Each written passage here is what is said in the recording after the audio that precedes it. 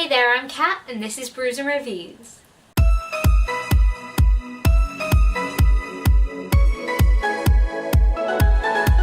So the Biannual Bibliothon is a readathon that takes place twice every year, and I take part in it without a fail every year because it's one of my favourite readathons. I don't think I did terribly during this readathon, I just didn't read all of the books that I wanted to read, so... But I did do all the video challenges, even if I had pre-filmed them. I still did them. So if you haven't watched them yet, go check them out. I let go of all my dignity. It is gone. I have none left. Yes. So the Biannual Bibliothon is over and I want to give you a wrap up of all the books that I read. The challenge for the Biannual Bibliothon is to read the group book, and that was Empress of All Seasons by Emiko Jean. So this book is set in a Japanese themed fantasy world, and it has lots of creatures called the yokai, which are kind of like monster-y type people, and then there's like the regular people. And whenever there's a new prince looking for a wife, he has to have this tournament where basically a bunch of girls compete to become his wife in these things called the season rooms, and there's like they have to survive the winter, summer, autumn and spring rooms, and none of the yokai are allowed to join in, but the main character of this book is a yokai and she decides to join in anyway. Now, I read this book in, I think, a day. It didn't take me very long to read, but I just felt that it was very lacking. You know, there were things I enjoyed about this book. I've realised that I really like a sort of tournament or a challenge in books. Like, it was the thing I really liked about Throne of Glass, is that there was a tournament.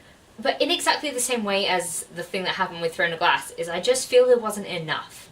I wanted there to be more, and I wanted the things that were in this tournament to be way like darker or deeper, more investigated. I don't know, I wanted to be more invested in the trials and I wasn't, because they happened very quickly and there weren't enough people to sort of care about. I almost didn't feel like they were in any real peril because I didn't really know them, and I was like, well, if you die then you die and I don't really mind. This book also had this thing that I really didn't like. I'm really against that trope where there's like this insta-lovey story where these two characters are fated and one of them's not quite told the other one the truth, and then the other one finds out and then they're like, no, I hate you now and I will become everything I wasn't like 10 minutes ago.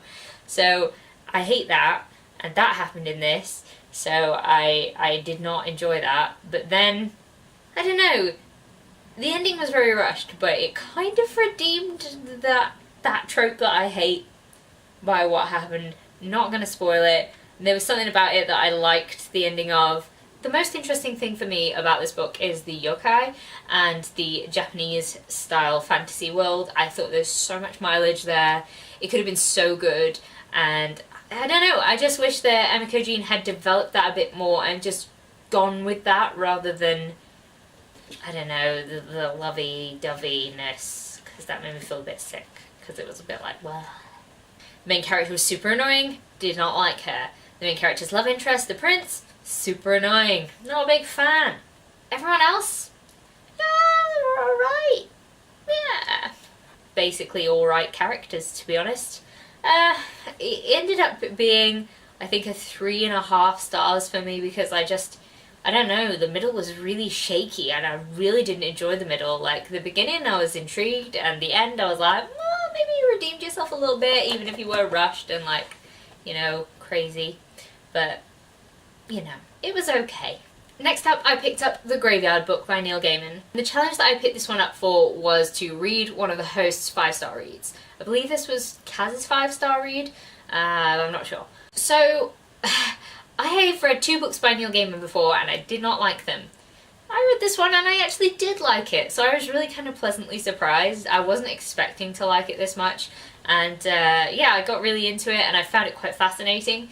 I liked the premise and how it seemed quite episodic in terms of nobody meeting all these different characters and sort of having an encounter with them and going from there. I thought that was quite interesting, and I liked the idea of the Jacks.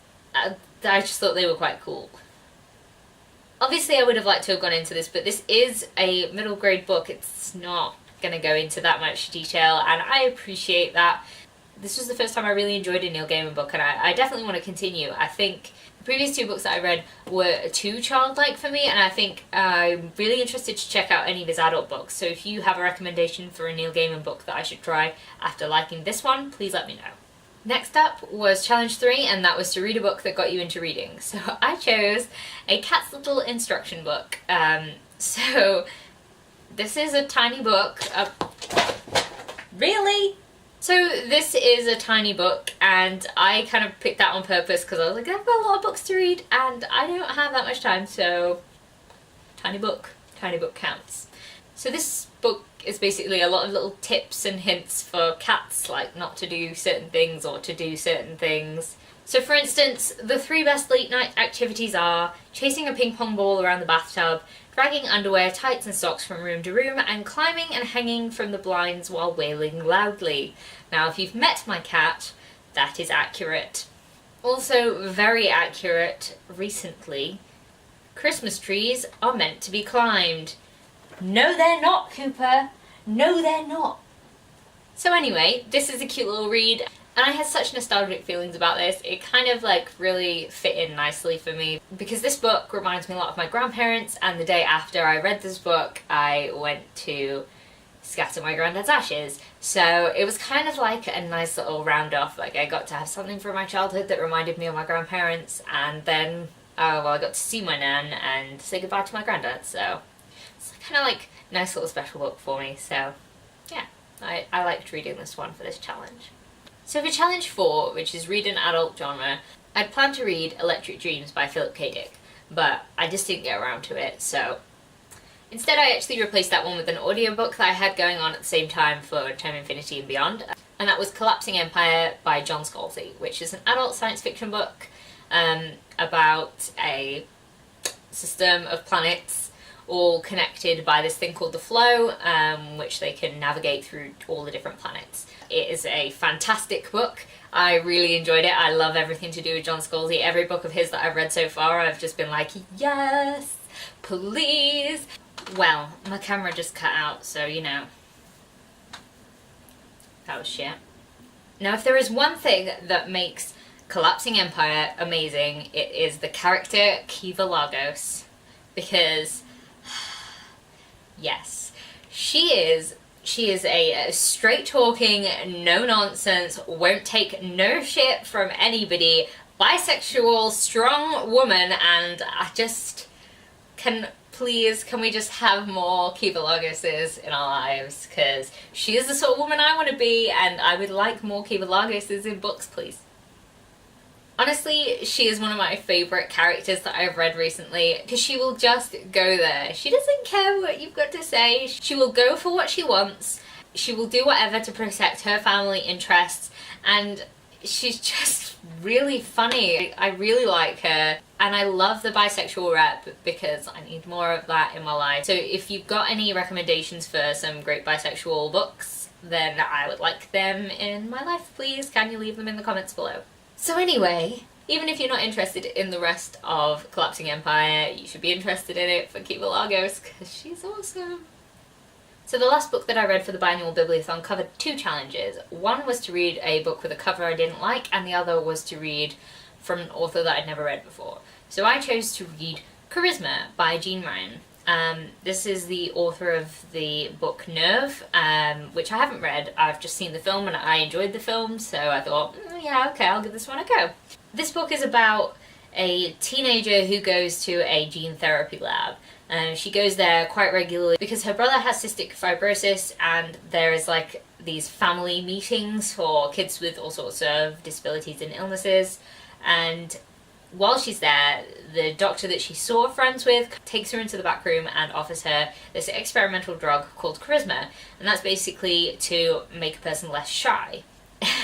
Now, she's cripplingly shy. It's shown earlier in the book that she just cannot, like, even bear talking to people, socializing with people, and I thought that would be quite interesting because I am an anxiety sufferer, and I've got some issues myself, so I thought, this has promise.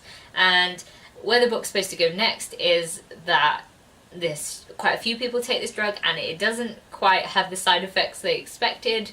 I'm not going to say any more because I don't want to spoil anything. It was just a little mild for me. I kind of wanted it to go in a slightly different way. It got a little bit too much like, oh, this is what kids would use this for, and I'm going to go check my social feed because I need to know what everyone thinks of me while I'm now cool. And I don't know if maybe I'm just a little bit too old for that now. 26 isn't old. 26 is not old. But maybe it's too old for this. I found some of the characters really annoying and the choices they made really annoying because once bad stuff starts to happen, I think people would be less like, I'm going to a party! Film me! I want to be on TV! Like, I wasn't into that. I was kind of like, what? Also, I felt a little bit gay baited because one of the main characters in this is all, I want the ladies, and then there's like that, and there's like this really strong hint from another character in there that he might actually be gay, and then that character falls into a coma, and then we never find out if that character is gay, and I'm angry about it because I really wanted him to be gay. But anyway, this book was okay. It was kind of boring, and it was an interesting premise. I just feel like it was tame. Like, I wanted people to be like suffering and like their insides to be burning up and dying and vomiting blood. No, they didn't do any of that. It just seemed to be very tame for me, and that's why I gave it like a 3-star. I'm not too fussed. So those were the books that I read for the Biannual Bibliothon. The only challenge that I actually didn't make it to was to read a book in your favourite genre in your least favourite format. And that was because I was supposed to be reading Electric Dreams by Philip K. Dick, and because it was short stories, I couldn't get into it, and it took me ages. So I didn't get there with that one. But 6 out of 7 reading challenges, I think that's rather good. I mean, also I did all the video challenges, and I did a couple of the Instagram challenges, but because I'm doing the Tome Infinity and Beyond Instagram challenges, I didn't really get to do any more of those. But I mean, you know, if you guys aren't following me on the Instagram, my links are down below. So, I mean, you can check that out if you want to. I post some pictures, but you know, if you're ever interested, that's where I am. So if you've got any recommendations for me, please leave them down in the comments below. And if you like this video, please leave a like, comment, subscribe, and I'll see you in the next one. Bye! Really? Really? Did it interrupt? Love it. It's coming for it. Whee!